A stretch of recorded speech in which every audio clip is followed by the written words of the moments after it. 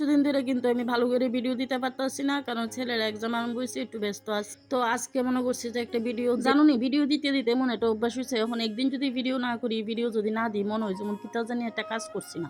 তো যাই হোক, দেখো আজকে কিন্তু রবিবার, তো রবিবারে আজকে একটু রান্না করুম চিকেন কষা। তো আমার ছেলে আর কালকে কইতে আসতো আর কি একটু চিকেন খাইবো, আর অনেক দিন ইনস্টান্ট করে চিকেন টিকেন রান্না হয় না। তো এই কারণে দেখো আমি কিন্তু এদিকে আলু ভাজ্যা নিছি, আর দিদি সব কিছু রেডি করে দিয়েছে, আমি শুধু রান্নাটা করুম।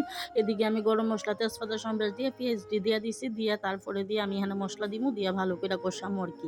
আচ্ছা তোমরা কি এমনি চিকেন রান্না করো জানি না আমি, তবে আমি কিন্তু এমনি রান্না করি, আর আমি মাইখা রান্না করলে আমার কাছে মনে হয় যে মনে হয় না এমন একটা লাগে। তো যাই হোক, দেখো এখন কিন্তু আমি চিকেনটা দিয়া দিছি, দিয়া ওখানে ভালো করে কষামু। তো এদিকে কিন্তু রসুনও দিছি আমি 4-5টা, কারণ আমি রসুন খাই, আর 1-2 পিস যদি খাই আর কি চিকেন, আমার বেশি একটা ভালো লাগে না। কিন্তু এই চিকেনে দেওয়া রসুনটি কিন্তু আমার দারুণ লাগে, চিকেন হোক বা মটন হোক যেটাই হোক।